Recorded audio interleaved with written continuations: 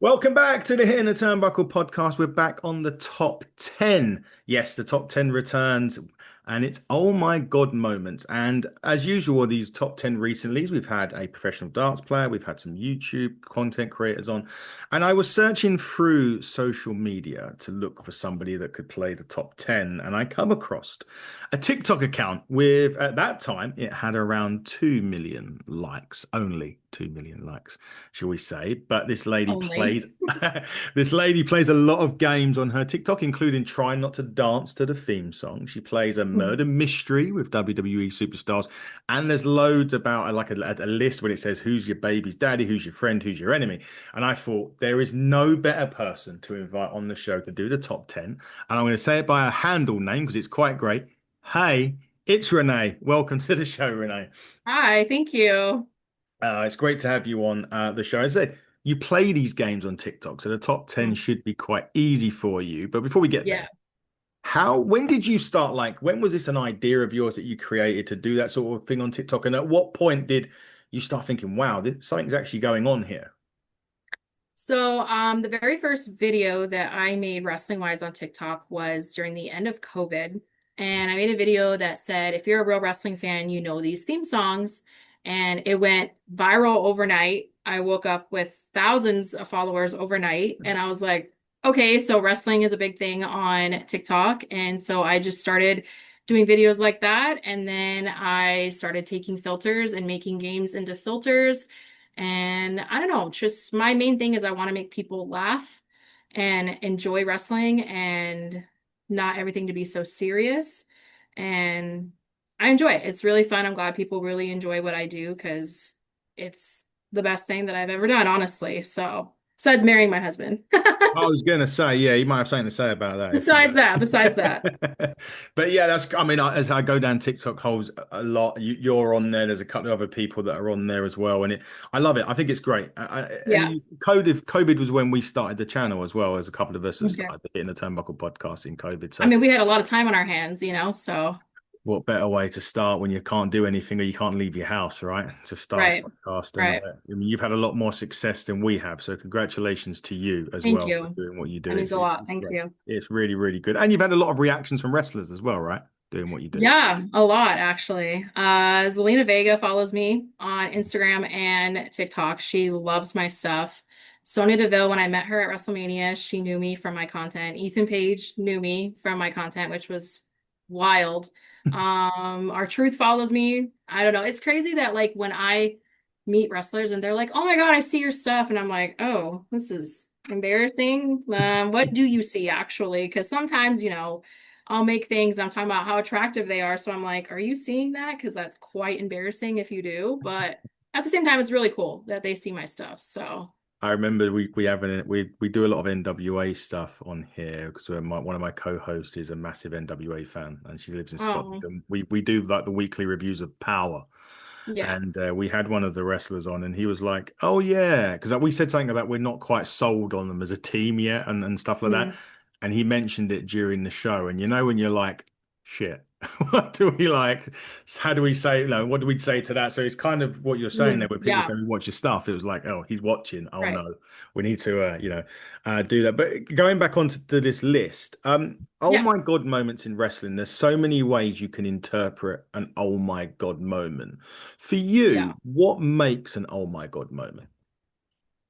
For me, I feel like it's something that obviously made me say, oh my God, Yeah. something that's memorable, something that I continue to keep thinking about, no matter how long ago it was. It's like permanent into your brain. That's what I would say. Yeah, I agree with that. And mine sort of like is also when they sort of blur that line between like, yeah, I know this stuff is scripted, but Yeah. that's the other thing. And some of my things on my list, it kind of goes to that way, which is, what we love about wrestling, right? The unpredictability Right. about it. When you have to question yourself, that's what I like about it. That's when I say like, Yeah. oh my God, like I know this what's going on, but this is Yeah. that bit. So that's good. Well, in that case, let's Okay. get on with our list. I'll go first to sort of give you an idea of how it works on here. I know we've already spoke. We reverse order from 10 to 1, and we tell us why that is on your list. So, for example, my number 10 takes me back to 1991. So in England, we Mhm. could only get Sky TV probably late 80s. So I was 4 or 5 years old when 4 years old or so when we got that Sky. And then we started watching WWF Superstars. That was one of the programs that was on Sky One at the time. And on this particular episode of Superstars, it was headlined by an angle that involved Jake the Snake Roberts and Randy Macho Man Savage. And the end of the show, Jake had Macho Man tied up in the ropes, and the snake was on his arm, biting Randy Savage's arm. Now, for me, it's 4 or 5 years old. I don't know the ins and outs of wrestling yet at this Yeah. point.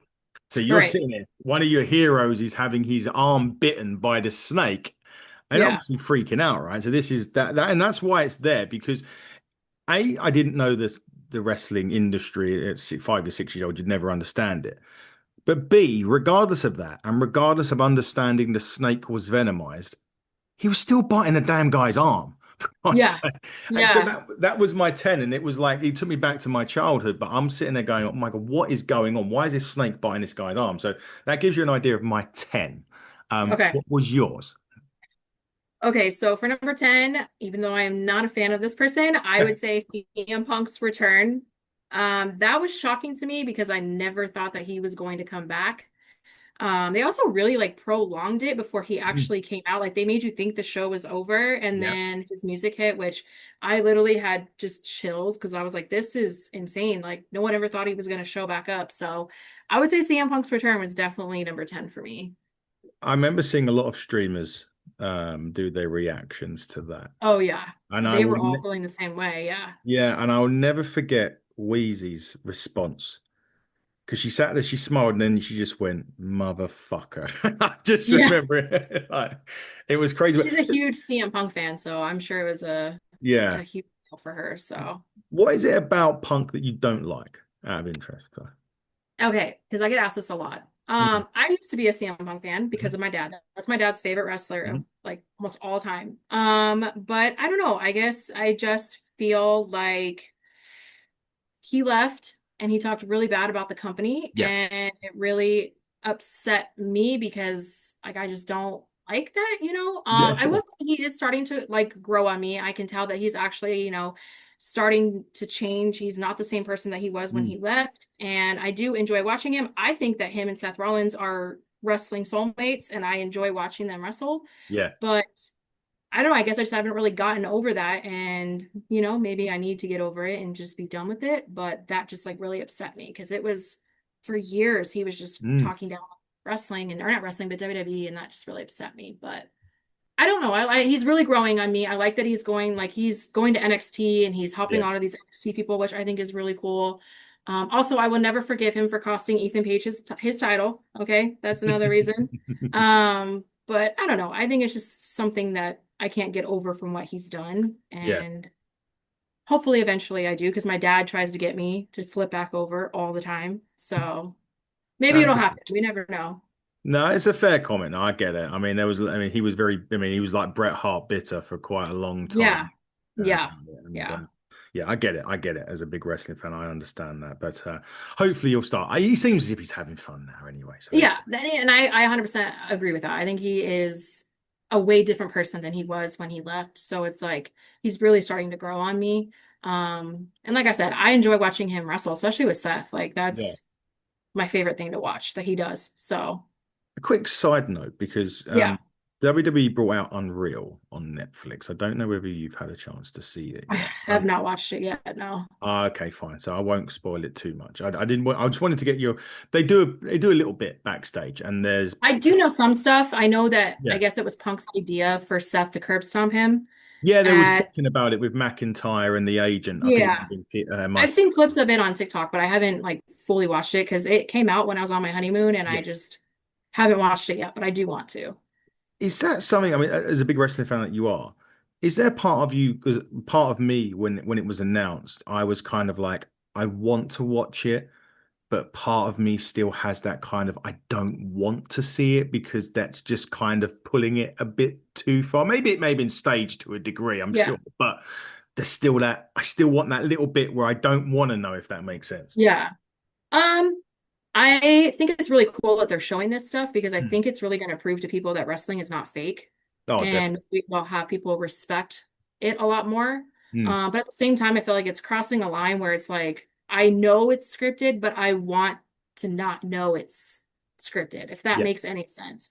But again, at the same time, more people are going to realize that like what they do is actually real and they can actually get hurt. And it's a big thing. And so I see both sides of it, but I feel bad for the kids because it's like, I wonder if they're watching it and they're thinking, oh, so what they do is not like, Yeah. this is not real. This didn't really happen. So at that point, as an adult, it's obviously different for us. So, Yeah, well, have seen it though. I did watch it in the end. I caved in and watched it. In fact, I did enjoy it to be fair, but still, that whole my girlfriend loved it. She was like, "This is great." I was like, "Maybe not so much." But no, I did. They're doing a part two, right? So then they're bringing out another series. So we'll see. oh, okay. Yeah, number nine. Oh, now this is where the first time, and maybe the first time in my wrestling fandom, maybe not, maybe there's one more, where they really turned a real life scenario into the storyline. And this is where I'm talking about blurring the lines a little bit. The real Right. life story that happened was Edge and Lita and Matt. So Edge, obviously, as everyone, well, most of you will know, Hmm. Edge and Lita had broken their necks at the same time. They were very good friends. Lita was dating Matt. And then Lita and Edge got together and basically cheated on Matt, who ended up getting fired from the WWE at that point. And then Hmm. there was a succession of things where Matt would come back and attack Edge, whether it be outside. He would phone up Bite This and the program that was on the WWE website at the time. And then eventually, they basically turned it into a storyline for the first time. But I think that was the first time again in my lifetime where I would say fans hijack the show to a degree. There was a Hmm. lot of we want Matt chants. We're getting it now with the we want cross chants and stuff like that. But this was a more of a, I suppose, a reason they wanted him because they felt he was hard done by it. He was the victim out of all this and he was getting punished. But for me, Yeah. it was just an oh my God, because it was the first time, at 2005, I knew more about the business. I knew more about how it worked. I'd been involved little bits here and there. So I kind of knew that. But for me, it was kind of like, wow, they've actually taken something that's real and put it into that storyline. And you also got that trust aspect because Edge has got to trust Matt. Matt's got to trust Edge that when they get in there, they got to do business, right? That's what they're there to Right. do. But Yeah. you're in the back of your head and you're thinking, I'm just wondering if he's going to give him a stiff, an uppercut or a headbutt, just to A, to make us make it even more, but B, because there is that anger there between both of these people. And so for me, it Right. was an oh my God, because they just merged both of it together, probably for the first time in my lifetime. That's pretty good, honestly. And then it was a crazy moment for me in '05. But yeah, that was crazy. Matt was meant to have Matt Hardy over here for a show in '05, and he got obviously was back with the WWE, so he had to pull out of the show. Yeah. But Yeah. in all fairness, we got Abyss to come back instead. So that was there. Right. I'll take that. Right. So I like that. Number nine for you, Renee. Okay, so sitting here, I kind of thought of a better one for number nine, so I'm gonna go with the one that I just thought about. Cool. So this one goes back to my childhood, Mhm. is the scene of Triple H and Stephanie McMahon going into the wedding chapel and getting married. Because Triple H is my GOAT. Like that is my number one. He's what got me into wrestling. I was so like, first of all, I was a huge oh my God moment, but I was as a little girl, I was so heartbroken because I thought I was gonna marry Triple H. So I still think about it to this day, like how crazy it is that that happened and now they're actually married in real life. Like, I don't know, that's crazy. And then obviously the fact that she wasn't like awake when it happened. And I was just sitting there with my dad. I just remember going, oh my God, this is real? He's getting married and like freaking out over it. So for me, that's a big deal, especially being such a huge Triple H fan. Like that was insane. And then just to see them in real life now is like wild. So it's like, was that actually real? Or was that storyline wise? And I still think about that to this day. I'm just like, that's insane that they did a whole storyline of him marrying her and then he actually ends up marrying her. So that would be my number nine. That is a good one. I was actually as an honorable mention, I've written down Katie Vick storyline because of that. Oh my God. That's funny. That is, I was going to put it on there, and actually one of my other ones was when JBL hit Eddie with the chair. I think it was a Mm, Judgment Day, and he lit. I mean, yep. busted. I think mazily busted him open, but I didn't put it on there. It is in the end, but. I wish I actually thinking about it. Triple H's return at MSG from his first quad Oh, would have been a that's a good spine one. tingler.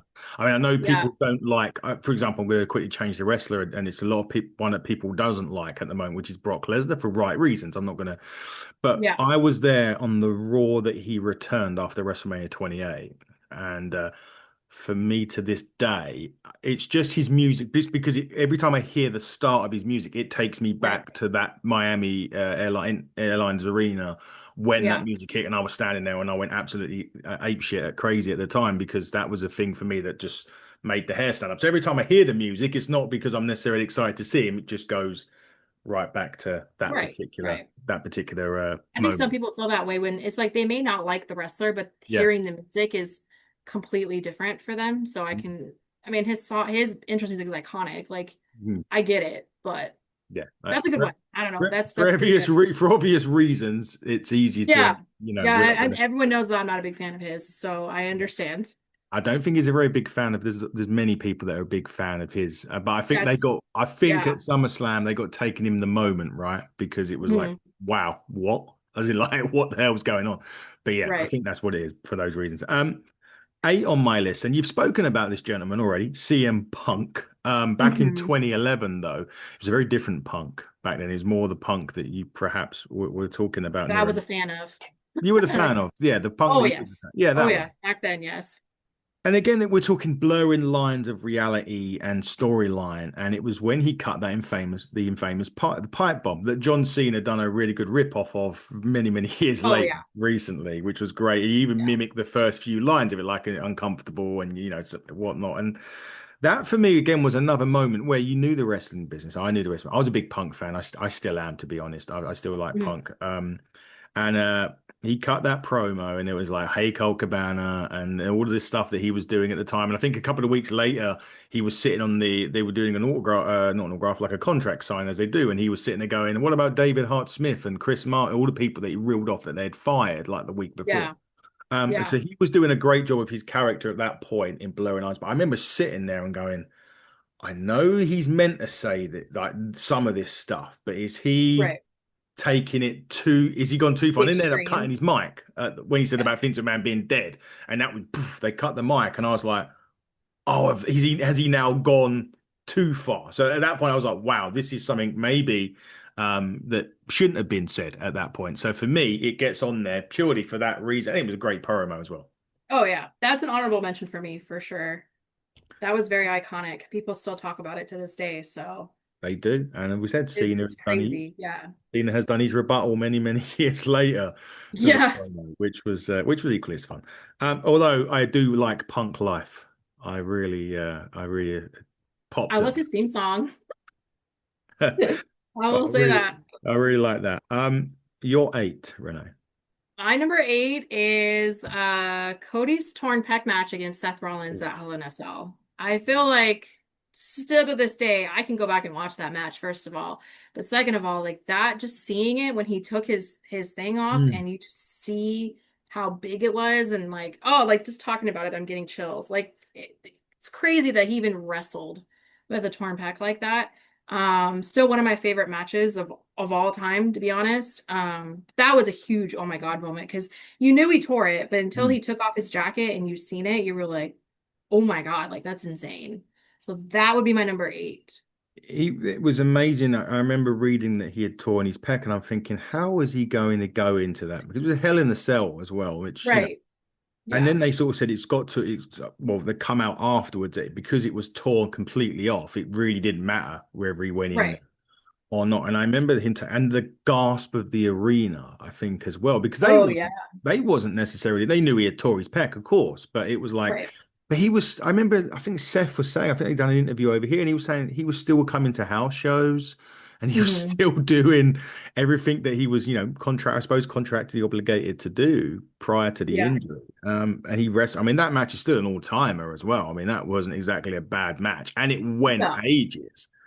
They could Yeah. have easily have done something where they could have shortened the time, but no, he was, I suppose he knew that at the end of this, he was going to be away For a while, for a yeah. while, and it's just going out on the high. But it just proves also what a soldier that man is for doing it. I mean, I couldn't do it. It's No, crazy. no chance. No, absolutely no. We had just change a little bit. We had a show that we promote over here with Ignite Wrestling, and at the end of their match, one of the moves went completely wrong. What happened was he tried to do a 450 splash and he landed, and as he landed, what we didn't know was that his ankle had given way, and he felt okay, so he tried to put his finisher on the opponent.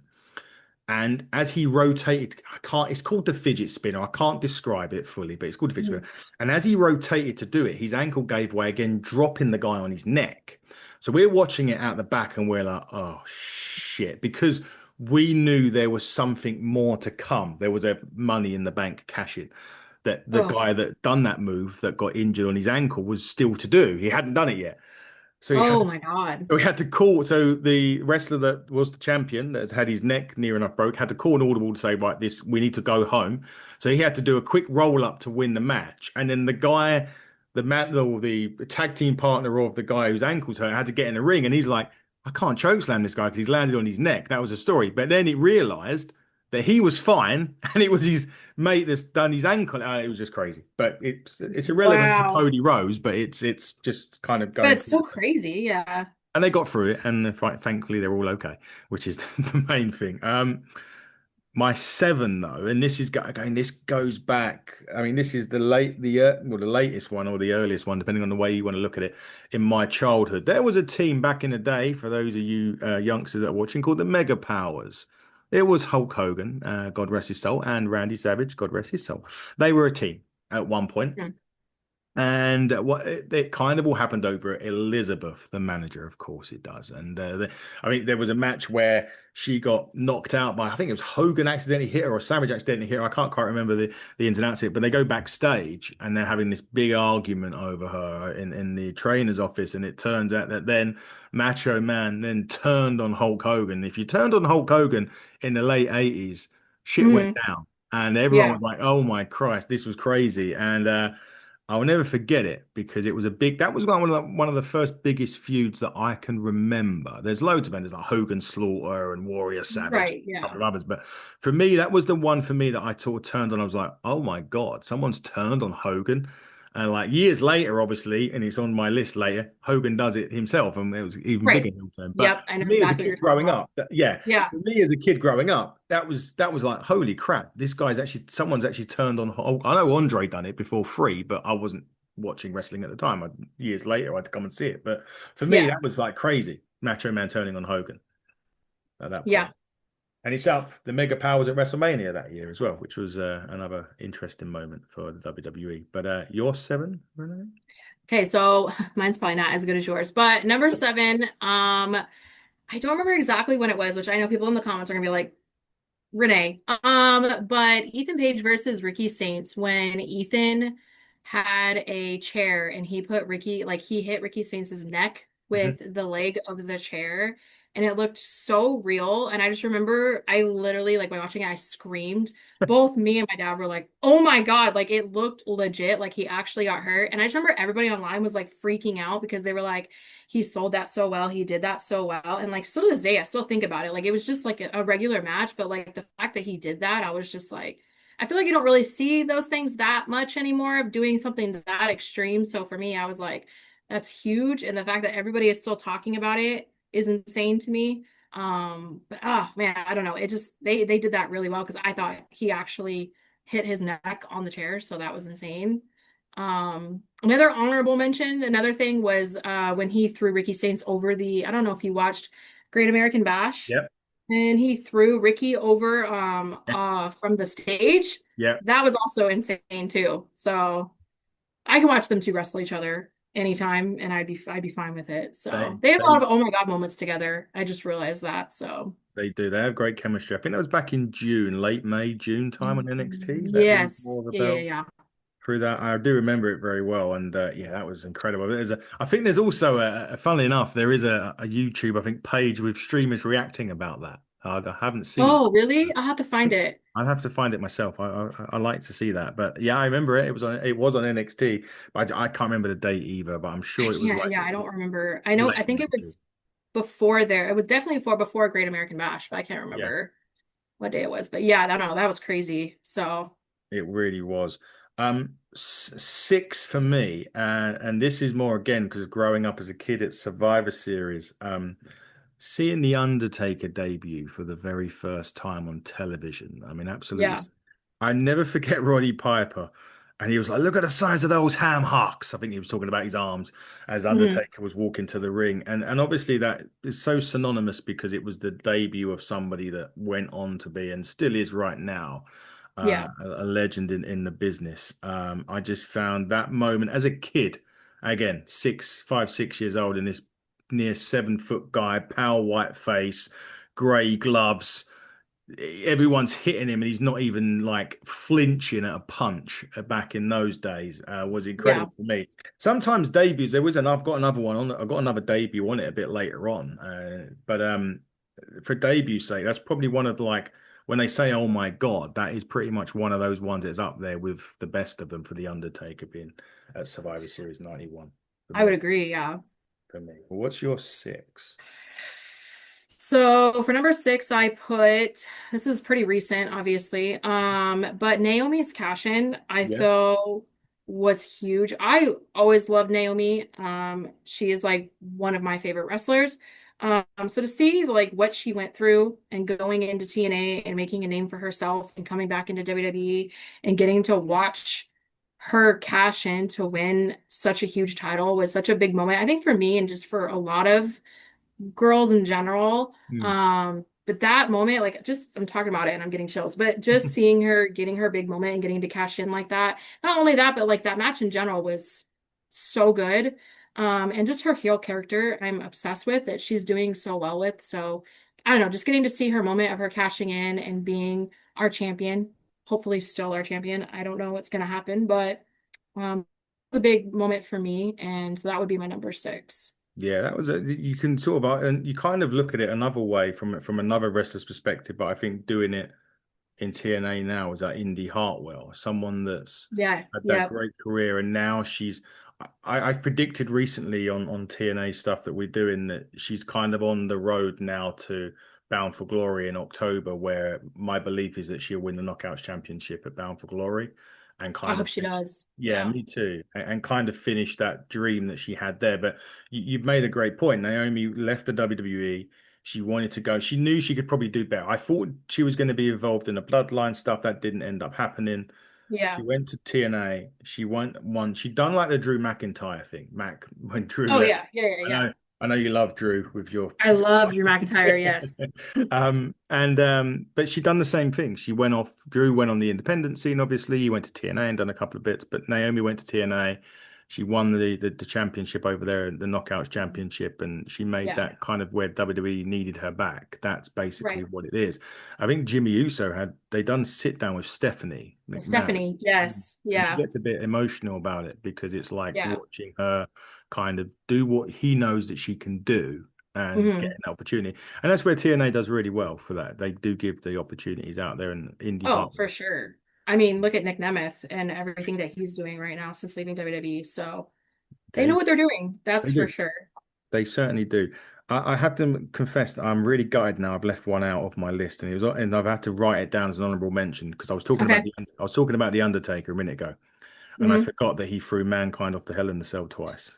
Oh my God, why is that not in mine? And I Uh, remember because that's such a good one. the second one through the ring wasn't meant to happen, Hmm. and it just happened because the cage wasn't built in a way that it could take the fall of the weight off of Mick Foley. And I Right. gutted Yeah.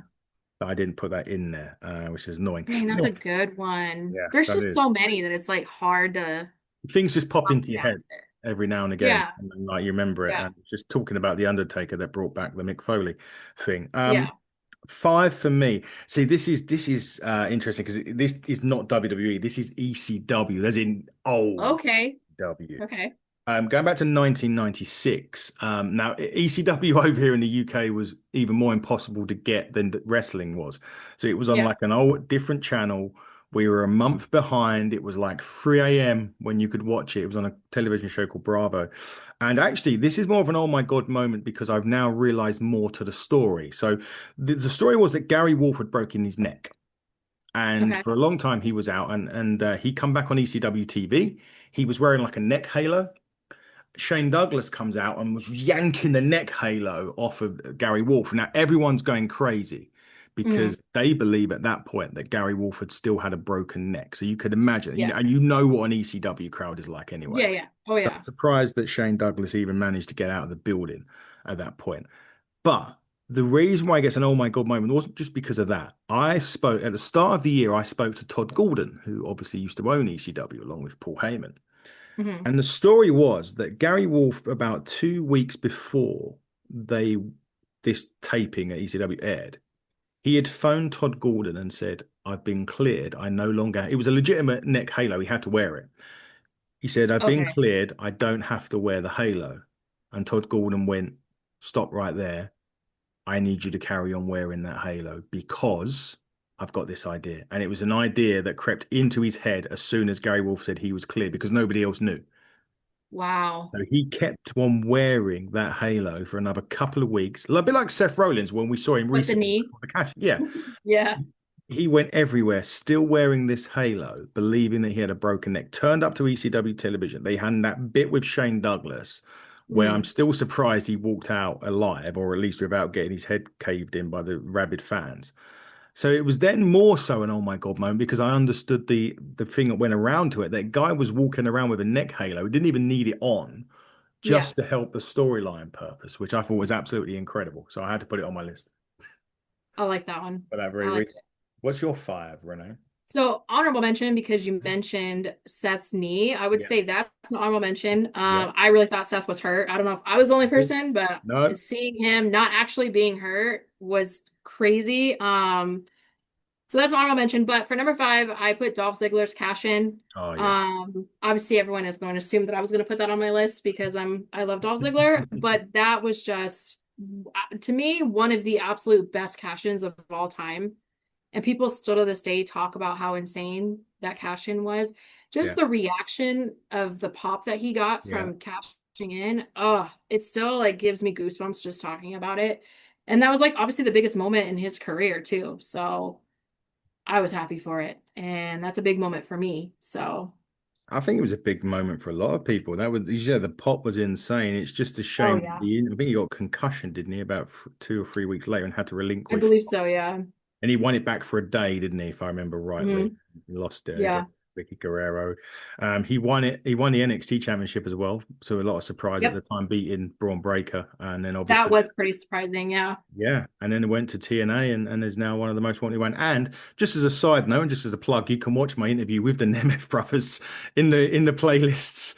What? Really? I'm gonna have to So, go watch so, it. so basically, we're part of TNA's UK media. So Okay. we get lucky. We get interviews. If they're doing the media rounds, we'll get we generally get an interview, and it was quite apt Right. because it was our 1,000th piece of content and our 200th special guest interview. And I got a message from TNA saying, "Can you interview the Nemeth brothers?" And I'm like, "Why are you even asking the question? Right. Just Yeah. tell me when." And we've been lucky. I mean, we've been really fortunate with TNA. There's been a lot of people, Masha Slamovich, Moose, a lot of the TNA guys that we've interviewed. Yeah. And, when he said, because he said, I'll give you a clue who it is. And it was what Ryan Nemeth was doing at the time. He was saying, like, my brother. And I was like, shit, it's the Nemeths. And I was like, oh my God. So it was Nick and Ryan, which was, Oh, so yeah, you can watch it. It's down below. I'm Anyways, definitely going to. it's on the Aren't they like the nicest people too? Oh, they were great. Nick They're was so really, yeah. sweet. I think Ryan was in character sort of like prior to us going on, whereas Nick Hmm. was just Nick. Nick was Yeah, he's just himself. That's just yeah, himself. that's how he is. That's right. That's it. So he was really good. I love that one. And yeah, so it's down below, guys, if you want to see it. Four, talking heel turns for me. And Okay. this goes back, this was WCW days. Okay. Again, we've been lucky to have, I now know how this all worked out. I was lucky enough to, well, we've been lucky enough to have Eric Bischoff on the show as well for a couple of times. And went into a bit of detail about this because it was Hulk Hogan turning heel. Hmm. That's And a good one, though. yeah, it is. And there's That was more a so big now. moment. It was I mean, listen, but people will say maybe, I don't think the Cena heel turn when it happened is as big as it could have been back in Yeah. 10, 15 years before it happened. But this one was huge in wrestling. And Yeah. now knowing the story even more, obviously it was out of him and Sting that was going to be the third. the third man. So for those of you who don't know, NWO, Scott Hall, Kevin Nash turned up on Nitro. I'm sure everyone knows the story. And they kept going on about a third man, and it was going to be a third man, and nobody knew who it was. And at Bash at the Beach, if I remember right, it was Luger and Savage, if I remember rightly, against Hall and Nash. And they was going to do the third Hmm. man. It was going to be a big thing of the third man. And it turned out anyway to be Hulk Hogan. And Hulk Hogan was the biggest babyface in wrestling at the time, and he probably still was at the time of him turning. Drops the leg on Randy Savage and joins the NWO. Yeah. So what I didn't know is at first, and Eric was telling us this, Hogan didn't want to do it. And then in the Oh. end, so Hogan was watching this because he was filming at the time. I don't know what he was filming, but he was filming a film at the time. And he called Eric Bischoff to the outskirts of LA, I think it is, where he was filming. Hmm. Basically, Eric it took him ages to get there because of where he was located, where he was filming. And he had like a bucket full of beer as he walked in, apparently. And he was saying that Hogan was playing with his beard or moustache, sorry, at the time. And he went, "I'm your third man." And he was in this movie trailer, it was his trailer that he was in filming. And it was like, and then it was like this big thing was he wasn't sure it was going to work, but Hmm. ultimately they worked it all out. And Hogan, from saying no, then said yes to this thing. Yeah. And that's how, if he still says no to this day, I don't think wrestling changes as much as it did because Sting turning heel would have been a big thing, but Right. not as big as Hulk Hogan. That is Hogan. Yeah. Yeah. So there you go. That's my four. What's yours? So my number four, speaking of turning heel, I put Seth Rollins turning on the Shield. Oh yeah. That still to this day stings for me because sting. Because I love the Shield. Yeah. So him turning, I always thought it was either going to be Dean Ambrose or Roman Reigns that was going to Yeah. turn heel. Mm. It was going to be Seth. So when that happened, I was just like, obviously, it was the best thing to happen for him. I Yeah. think Seth is better as a heel than he is a face. That's just my opinion. But that was a huge moment, just insane because nobody saw it coming. And I don't know. Of course, it's always Seth doing something crazy because we just talked about his knee situation and now this. So, but that was definitely number four. It was close to being number one, but I'll wait for that one. But yeah, him turning heel was insane. It really was. That was one of the biggest ones in that time, and obviously it ended the Shield. And I still hope to this day, and I know it's probably very unlikely ever to happen, but I'd like one more time for the Shield to be together, the Oh, three of them. yeah, you and me both. Even if it's just I want Dean introduction. Ambrose back. So, or sorry, John Moxley. I want him. I just one time, just come back for Mm. that.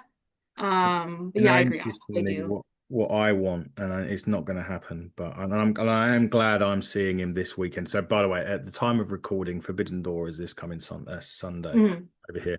The one thing that I think is missing from the John Cena retirement tour is Edge. Oh yeah. This is his I. biggest rival, in my opinion, and Mhm. I would love it just one more time to hear that music and have Edge and Cena one more. And it probably would have happened if Edge wasn't where he was, but that's Yeah. wishful. Yeah. It's a shame, but yeah, I wish for that for sure. But That's me with Dolph Ziggler and John Cena because they also had he a did, lot of history too. So I yeah, wish that he would come back just for that. And with TNA working with WWE, I'm just saying, like, yeah, I would love for it to happen. make it happen. That's for sure. Yeah. Make it Yeah. happen somehow. Getting to the top three now, and going back to a debut. I remember earlier on I said about the Undertaker's debut. Yeah. Well, going back to 97 and the debut of his brother, Kane, at this point. And again, I'm 13 at this point. Yeah, 13. Okay. Yeah, 13 at the point of him debuting. And they used to, they were saying about how he had a long lost brother and he thought he had died. He set the house on fire and killed his mum and dad. And but his Mm. brother was alive. And Paul Bearer was saying he's alive, Kane's alive. And I never thought we'd see it. And then the Hell in a Cell, the first ever one between Shawn Michaels and The Undertaker.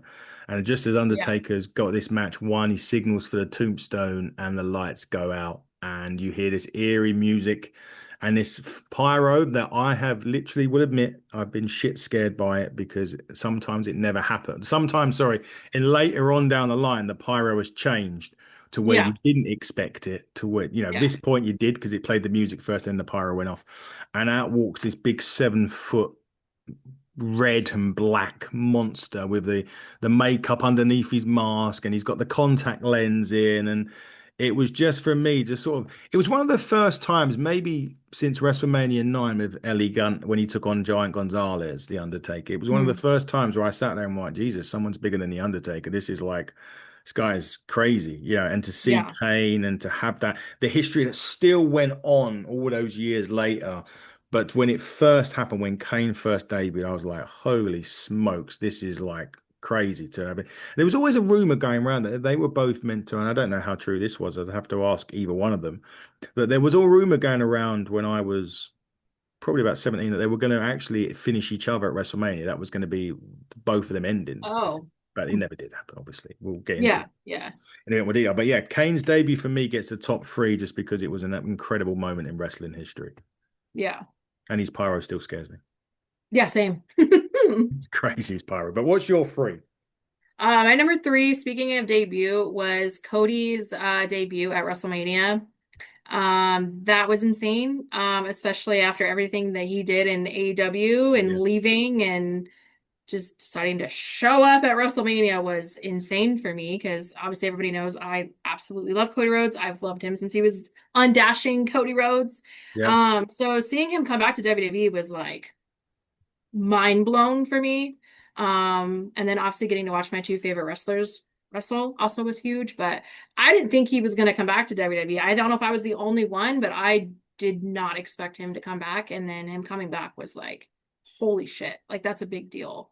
We, t- So, we talk about earlier on about it was a brave of him to do the match with the torn pec. It was also very brave of him to leave AEW because that was a company that he right. built. And Yeah. like, regardless of Yeah. I know AEW fans now will not say the word Cody Rhodes because obviously there's this tribalism thing now, right? That you can't like both Right. companies and you can't be happy for both Yeah. companies, right? But at the same Um, time, AEW wouldn't be what it is without Cody. And I exactly. don't think people understand that. So it's a huge deal for him to just give that up to Yeah. come to WWE is crazy. Yeah, it certainly is. It was. I remember it, and I remember that wasn't the one where Seth Rollins was in Vince's office, and he hadn't had a match at Mania. He's not got a match at Mania, and Vince was like, "You Mhm. got your match," and he was like, "Who is it Yeah. against?" And he just didn't say anything, and then it Yeah. was A mystery opponent. mystery opponent, and then Yeah. Cody's music. I think I expected it, but it was still that whole when the first beat of the not the first beat, but that boom boom Or hit, like didn't it? dun And dun. yeah, Yeah. yeah. I was like, oh shit, it is Cody. Cody is back. This is gonna. And then Right. we went off at the races with Cody and Seth for the feud, and Cody's been an absolute. As I said earlier on, a soldier. Ever Yeah. since for the WWE, certainly strapped the Yeah. company on his back, and he Oh yeah. certainly He's the biggest baby face they have right now. Oh, So he's huge. He's absolutely yeah. incredible what he done. But he took a big risk leaving AEW because you never know, right? He could have come back to the WWE. He could have been putting a dashing mask on again in 6 months. You don't know what it was like, It could have but been Stardust again for all we know. he could have been, and regretting every minute of it. But instead of that, he's everything he ever wanted to be, and Yep. especially for his father, he won the championship, and then he got presented with Yeah. the Rolex as well, which was an incredible. I would definitely say that's an honorable mention was definitely him winning the title. That was Oh, absolutely. emotional for me. Yeah, it's anyone that sort of grew up knowing the whole story that Dusty never Right. won the world championship as well. His Yeah. dad's father never won it. Dustin Rhodes never won the world, for example, his brother, and Cody did, and it was an incredible moment for everybody. Again, I'd Yeah. like to hope we'd see Goldust one day or Dustin back at least, for sentimental Oh, purposes I would love that. Yeah. in the WWE. Number two, for me, again, this is where. 1997. Everyone will know when I say the year, everyone will know where I'm going with this. Okay. Go back to Montreal in Canada. Survivor Mm-hmm. Series Mm-hmm. 1997. Sean and Brett were involved, and I've seen a lot of stuff. So I watched a lot of these interviews where Jim Cornette was giving his moment. And whatever you think of Jim, you can like him or you can hate Jim Cornette. He's Marmite. I always say there's a Right. thing called Marmite in here, and it's either one of those things you love him or you hate him. Yeah. I don't necessarily agree with everything he says, but I love listening to his stories and everything that he said. And this was building for some time. So the story goes that Brett and Sean they liked each other. Then Sean said he would never put him over. This has all been confirmed by a load of parties that basically Sean said he had never put Brett over. And then when Sean was champion, and then Brett won the title, and then Brett was leaving to go to WCW. He was Mm-hmm. um but WWE, he signed a 20-year contract with WWE. They couldn't afford to pay Brett the contract, so they said, "Look, go and negotiate with WCW." And I think he got a bit more money, and ultimately he's leaving to go to WWE. He's Yeah. facing Sean at Survivor Series, and they have a legit fight backstage months and months before, prior to this. And then basically, Brett has turned around and said, I am not basically losing to Sean in Canada. Yeah. Survivor Series in Canada. Now, they were doing a double taping or a double house show. One was in America on the Friday, I think. And I'm just recalling the Jim Cornette thing. So I said, okay, we'll Hmm. drop it to him on the Friday, drop it to him in the States, and then we'll go to Survivor Series of Sean Champ. No, no, no, because I'm a hero in Canada. So I can't not now go, you booked the championship with me. And yeah, Brett's very serious when he's talking, about wrestling. So, and in Yeah. the end, so they did do it, and then they said, well, Brett then agreed, I'll come out on Raw the next night and drop the title. I'll come out on Raw. We'll do a DQ, and I'll come out on Raw and I'll give you the title. And months prior to this, Medusa had left the WWF at the time and had gone to Nitro and dropped the Women's Championship in the bin, the WWF Yep. Women's Championship in the bin on Nitro. Yeah. That was crazy. Yeah. Yeah. So from a Vince McMahon perspective, and I don't like Vince for obvious reasons, which we won't talk about, but we know why, Yeah. right? It doesn't take a genius. But from a business perspective, I can understand Vince not even trusting Brett to do that, even though Brett was one of the most trusted people in the WWF at the time. Hmm. I can understand Vince is not wanting him to want that show with the champ because he could effectively have got on the plane that night, headed off to wherever Nitro was with that championship and dropped it in the bin. And then that makes a mockery of WWF's biggest championship. He could have done that.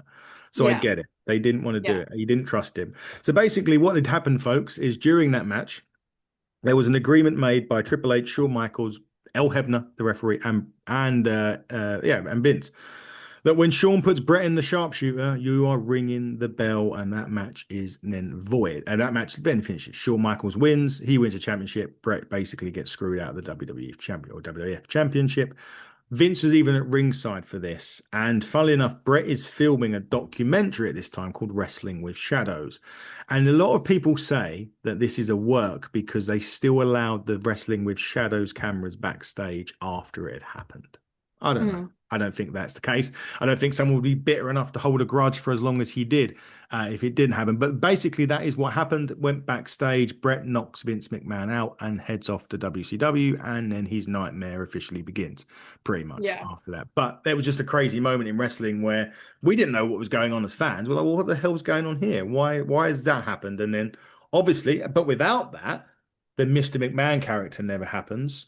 And then Yeah. arguably, we don't have the greatest feud of all time in Stone Cold and Vince McMahon for the next 2 years after.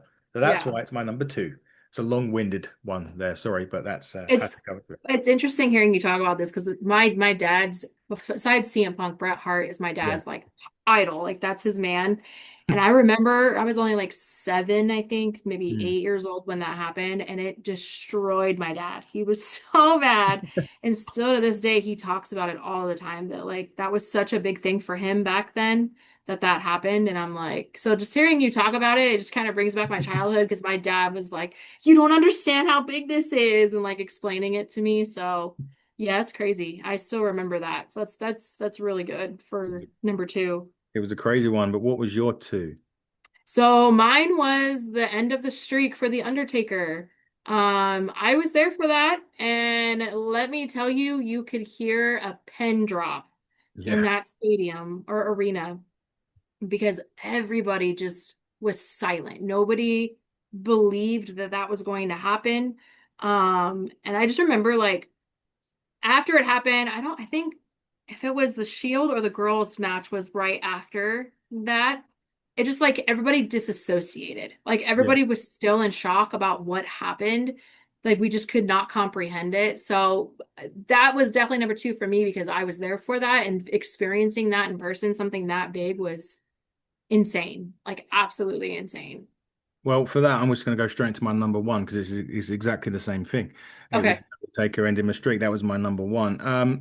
I always felt, and I don't know, maybe you've probably been to WrestleMania since then, but for me, when the Undertaker streak ended, Mhm. WrestleMania kind of lost that specialness. I felt like every WrestleMania that I can near enough remember or was old enough to, and I was lucky enough, I went to five of them. I was lucky enough and very fortunate enough to go to five of them. The first one being 21 when he took on Randy Orton.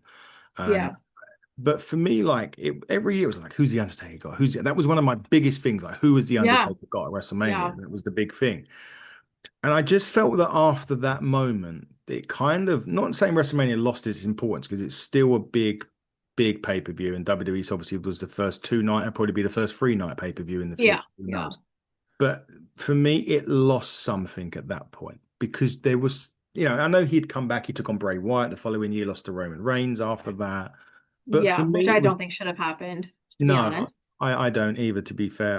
And I still think to this day that that should have been it for The Undertaker. I know he had a boneyard Yeah, match with AJ, and that was kind of like the end for him. yeah, But I felt as if that should have been the end. But I also didn't think he should never have lost the streak because that yeah, he wasn't the one to hold. He's not a 15-time world champion. He didn't have anything. What he yeah, was a company guy. He was the one. And ultimately he agreed to it because he was doing business. That's what Vince well, according to the Undertaker, Vince come to him on that day. As far as he knew, when he entered that building that day, he was going over on Brock that day. And yeah, Vince come to him hours later and said, we're changing it up. Brock's going over. And Undertaker just accepted it. Maybe there was a little bit of a to and fro, and I don't know. But he was a yeah. company guy. But I just felt that like he hadn't won these multiple championships. He's someone that absolutely deserved pretty much anything. Why could he had not had that on his Like thing? retired with Yeah, that. Yeah, retired of it. Streak, yeah, streak intact. yeah. There was no real need. Brock didn't need that. It wasn't like Brock was already a Yep. megastar. He didn't Hmm. need to end the streak it wasn't like he was a young up and comer and someone that could build something off of it. He didn't need to do it. Yeah. He was already there. I But always said it should have been Roman Reigns that ended his streak. I and feel I like feel that would have yeah, I because been good for him. at 32, he was definitely at that point where because it's not only winning the streak, it's handling the next bit. Yeah. What happens when you do? I suppose with Hmm. Brock, like he didn't really have to handle it because Paul Heyman's handling it, right? That was the whole thing. Yeah.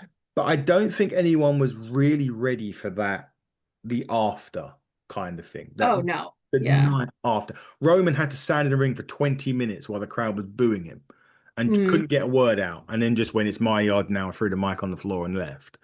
But Yeah. at that point, if he was ready. Roman was the only one that could really, I think, could have handled that pressure. Maybe Cena could have, perhaps. I Yeah. don't know. Yeah. But Yeah. No, we'd never Brock know. didn't need it. So, Yeah, Brock definitely didn't need it. And to be honest, nobody needed to end it. It should have been well, he something. also didn't need Money in the Bank. Mustafa Ali should have won that, but Oh, that's a whole another story. in my opinion, Santino Marella should have won the Royal Rumble the year that Alberto won it. Because I agree. I with, 100% agree. with that. But Speaking about WrestleMania, as just a side note, you said that like if it kind of like loses its meaning. I don't know. So like I went to WrestleMania this year, yep. in Vegas, and as upset as I was that Cody lost his title, as a John Cena's my idol. Like I know a lot Mhm. of people, I have a tattoo for John Cena. Like he's it for me. Seeing him win his 17th was insane. Like I feel Yeah. like I'm really happy that they gave him that. I just wasn't happy with the way they did it. But to see him win that, I think that finally kind of brought back into it because a lot of people were shocked. I don't like because like Mm. being there, people were actually shocked that he still won because nobody Yeah. thought Cody was actually going to lose the title. So that kind of brought back that Undertaker feeling like a little Mm. bit, just like this shock value of it Yeah. happening.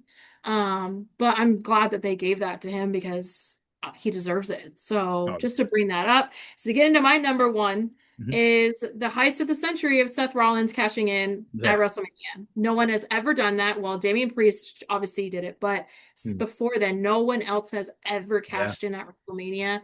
And to see that happening in the way that it happened, it was just literally my number. It will always be my number one. I don't think anything is ever going to replace that yet. I don't know. I would say his heist of the century number two was also crazy, but nothing will ever compete with Seth Rollins cashing in at WrestleMania. Like, That, again, not trying to brag, but I was there for that too. And that was absolutely wild. Like seeing kids freaking out, people that yeah. are crying, people are just in shock. And I was just like, I don't know, it's insane. Cashing in at WrestleMania, like that's crazy.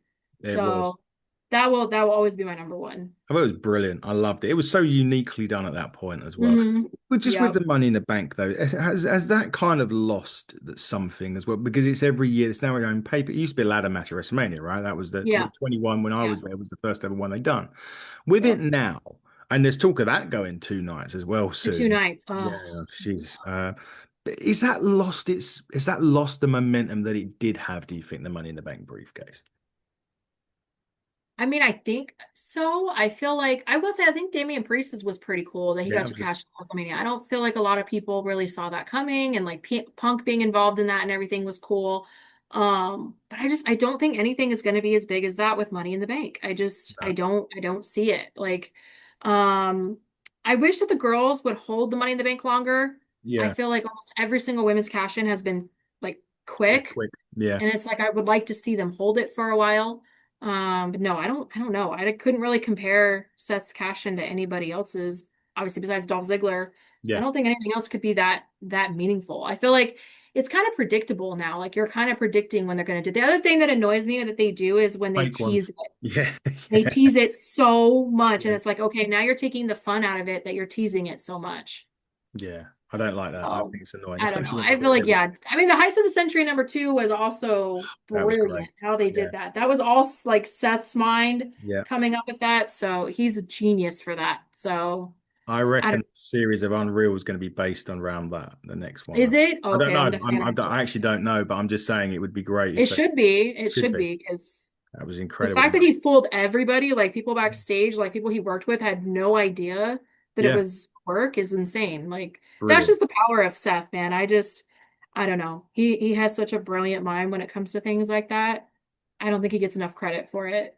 No, it was great. It really was Yeah. great. But Renee, we've done our top 10 lists now. So as we start to wrap up the show, first things first, I know I gave your handle away earlier on social media, but we'll tell everybody where they can find you. And I don't know, if you have a content drop coming up, what are you dropping on your socials? So I am on X, Instagram, and TikTok as Hey It's Renae. I stream not stream, but I live tweet on Twitter and Instagram for every single Monday Night Raw.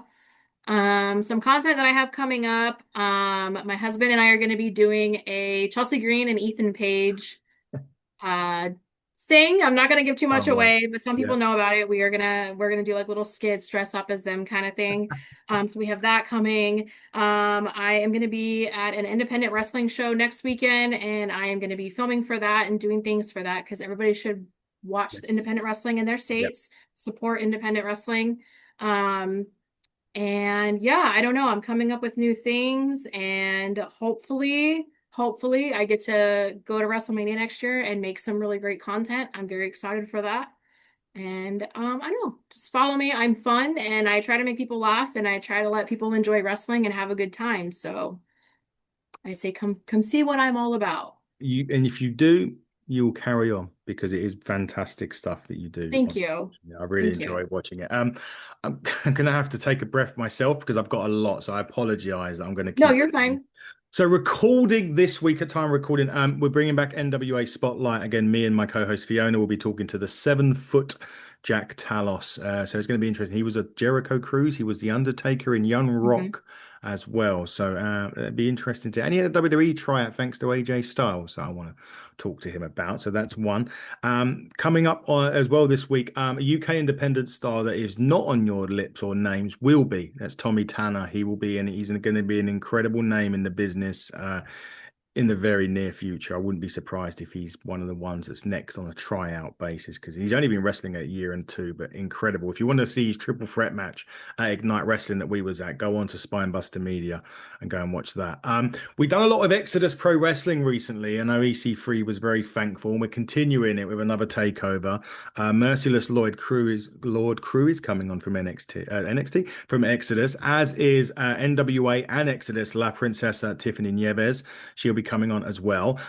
If you're interested in board games, we're bringing on the creators of a new wrestling board game called Slam Masters or Slam Masters. They're going to be bringing out a wrestling board game. So we're going to talk to them about the board game itself. I just want to shout out Luke Gallows. Big thanks for last week's interview. We spoke a lot about independent wrestling actually because him and Carl Anderson have a reality-based television program about being an independent wrestling promoter and all the trials and tribulations that come with it. It's on the Roku network. I think he said SGTV. So there you go. And also a big thanks to Brian Cage, who was on as well. But if you want to see our episodes with the likes of Buff Bagwell, DDP, Eric Bischoff, Vince Russo, go in the playlist. All the TNA and NMFs were there as well. But also coming up, including the Exodus Pro stuff as Hexodus comes up in October. We're going to be talking to the man that's going to be in the main event of Hexodus, going for the NWA Midwest Championship. That'll be J-Rock. He's coming up, as is Gannon Jones Jr., who is one of the Exodus Pros Tag Team Championships coming up. And I can't go anywhere without mentioning our show with Ignite, September 21st. Buckle up free with WWE tryout hopeful Will Cruz. He will be there, as will, yes, this is his name, the spectacular twat, Charles Crowley, will be returning to Ignite as well. Lots more to announce on that coming up in the next few weeks. So don't forget to follow us on HCT Buckle on X, HCT Buckle on YouTube, here in the Turnbuckle Podcast, and all other social media outlets. And one other shout out, big thank you to David Bartholomew and Will Scar. You'll be seeing our song on their social platforms soon. They do an album on Spotify called If We Wrote the Theme, where they do covers of wrestling themes. So go and check them out. You might like that, Renae, actually. They're on Yeah, TikTok as well. yeah. David Bartholomew Music, go check him out. But Renae, big thanks for coming on. It's been wonderful talking to you. Keep doing what you're doing. It's fantastic. And it won't be long before you hit that 10 mil of likes the way you're going. And it's great. Hopefully. Yeah, it's great watching your stuff. But big thank you for coming on the show. I really appreciate your time this evening. Thank you so much. Of course. Thank you. Stay tuned to us on YouTube for some more. But until next time, everybody, this has been the Hitting the Turnbuckle podcast with Renae, with me, Adam Cousins. And until next time, everybody, buckle down, stay safe, and good night.